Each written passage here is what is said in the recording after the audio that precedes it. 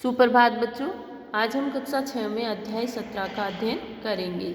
सांस सांस में बांस, मतलब बांस के पेड़ के बारे में बताया गया है कि वो हर सांस में बसा हुआ है।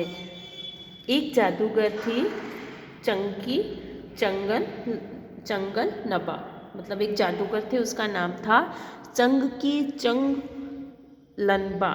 इतना बड़ा नाम था उसका। अपने जीवन में उन्होंने कई बड़े बड़े करतब दिखलाए। जब मरने को हुए तो लोगों से बोले, मुझे दफनाने जाने के छठे दिन मेरी कब्र खोद कर देखोगे तो कुछ नया सा पाओगे। उन्होंने क्या बतलाया था कि जब मैं मरूं तो उसके छठे दिन मेरी कब्र को खोदना, वहाँ पे आपको कुछ नया दिखाई देगा। कहा जाता है कि मौत के छठे दिन उनकी कब्र खोदी गई और उनमें से निकले बांस की टोकरियों के कई सारे डिजाइन निकली। लोगों ने उन्हें देखा, पहले उनकी नकल की और फिर नए डिजाइन भी बनाए। बांस भारत के विभिन्न हिस्सों में बहुतायत में होता है, बहुत बांस होता है। भारत के उत्तर पूर्वी क्षेत्र के 7 राज्यों में बांस बहुत उगता है, इसलिए वहाँ बांस की चीज़ें बनाने का चलन भी खूब है। सभी समुदायों के भरण पोषण में इसका बहुत हाथ है। यहाँ हम खास तौर पर देश के उत्तरी पूर्वी राज्य नागालैंड की बात करेंगे। नागालैंड के निवासियों में बांस की चीज़ें बनाने का खूब प्रचलन है। इंसान ने जब हाथ से कलात्मक चीज़ें बनानी शुरू की, बांस की चीज़ें तभी से बन रही हैं। आवश्यकता के अनुसार इसमें बदलाव हुए हों, अब भी हो रहे हैं। मतलब बांस की टोकरियां हैं, बांस के बैग है, बांस की झाड़ू है, बहुत सारी चीज़ें बांस से बनाई जाती है। लेकिन ये नागालैंड साइड में बांस की बहुत सारी कलात्मक चीज़ें भी बनाई जाती है। कहते हैं कि बांस की बुनाई का रिश्ता इसी दौर से है जब इंसान भोजन इकट्ठा करता था। शायद भोजन इकट्ठा करने के लिए ही उसने ऐसी डलिया नुमा चीज़ें बनाई होगी। क्या पता बैया जैसी किसी चिड़िया के घोंसले से टोकरी का आकार और बनावट का तरकीब हाथ लगी हो। मतलब बैया जैसे घोंसला बनाती है, वहाँ से उसने सीखा हो। बांस से केवल टोकरियाँ ही नहीं बनती, बांस की खपचियों से ढेर सारी चीज़ें बनाई जाती है। जैसे तरह तरह की चटाइयाँ हैं, टोपियाँ हैं, टोकरियाँ, बर्तन, बैलगाड़ियाँ, फर्नीचर, सजावटी सामान, जाल, मकान, पुल और खिलौने भी बनाए जाते हैं।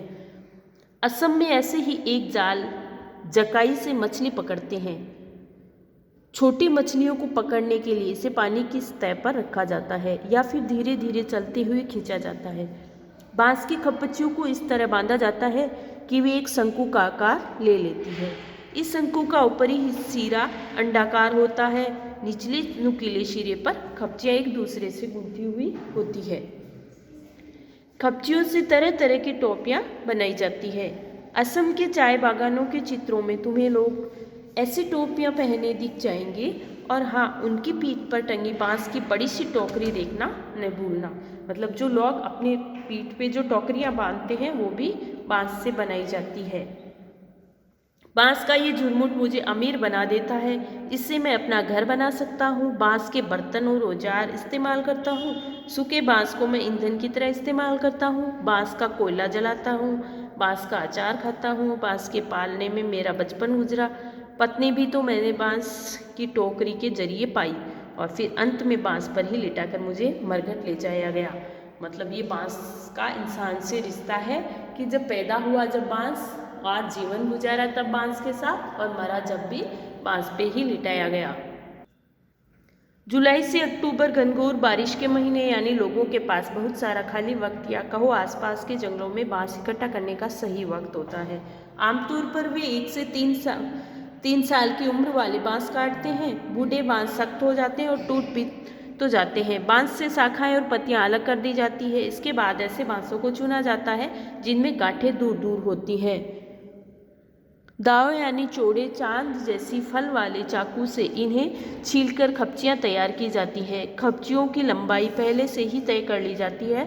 मसलन आसन जैसी छोटी चीज़ें बनाने के लिए बांस को हर एक गठान से काटा जाता है, लेकिन टोकरी बनाने के लिए हो सकता है कि 2, 3 या 4 गठानों वाली लंबी खपचियाँ काटी जाए। यानी यहाँ से काटा जाएगा, ये टोकरी की लंबाई पर निर्भर करता है।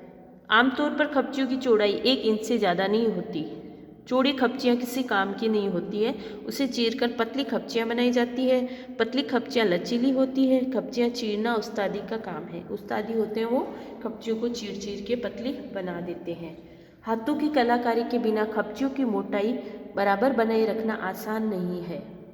इस हुनर को पाने में काफ़ी समय लगता है, मतलब बहुत एक्सपीरियंस होता है उनको किस तरह से लंबाई चौड़ाई में खपचियों को चीरनी, और हर एक सामान उसकी लंबाई चौड़ाई एक जैसी होती है। एक कलाकारी का काम होता है।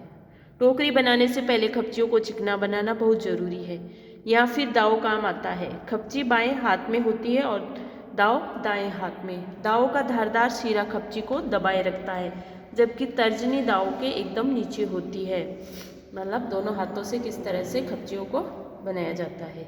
इस स्थिति में बाएं हाथ से खपची को बाहर की ओर खींचा जाता है। इस दौरान दायां अंगूठा दाव को अंदर की ओर दबाता है और दाव खपची पर दबाव बनाते हुए घिसाई करता है। दाव क्या होता है, ये खपचियों पर घिसाई करता है। जब तक खपची एकदम चिकनी नहीं हो जाती है, प्रक्रिया दोहराई जाती है।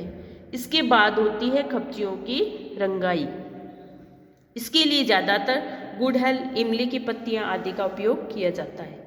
काले रंग के लिए उन्हें आम की छाल में लपेटकर कुछ दिनों के लिए मिट्टी में दबाकर रखा जाता है।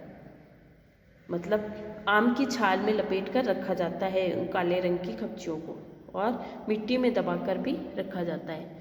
बांस की बुनाई वैसे ही होती है जैसे कोई और बुनाई होती है। पहले खपचियों को चित्र में दिखाए गए तरीके से आड़ा तिरछा रखा जाता है, फिर बाने को बारी बारी से ताने के ऊपर नीचे किया जाता है। इससे चेक का डिजाइन बनता है। ताना और बाना बुना जाता है पलंग की निवाड़ की बुनाई की तरह। जैसे पलंग में ताना बुना से वो बनाते हैं ना, ढोलनी निवाड़ से, उसी तरह से खपचियों से बनाई जाती है। टूल बुनना हो तो हर एक बाना 2 और 3 तानों के ऊपर या नीचे से जाता है। इससे कई सारे डिजाइन बनाए जा सकते हैं। टोकरी के सिरे पर खपचियों को या तो चोटी की तरह गूंथ लिया जाता है, या फिर कटे सिरों को नीचे की ओर मोड़कर फंसा दिया जाता है और हमारी टोकरी तैयार हो जाती है। चाहो तो बच्चों आप घर पर ही ये काम ले सकते हो। तो ये एलेक्स एम जॉर्ज द्वारा बताया गया है कि खपचियों से किस तरह से टोकरी, चटाई या फिर कोई भी कलात्मक चीज़ें बनाई जा सकती हैं। तो ये इसको वापस पढ़ना और आप भी ये बनाना सीखना। धन्यवाद।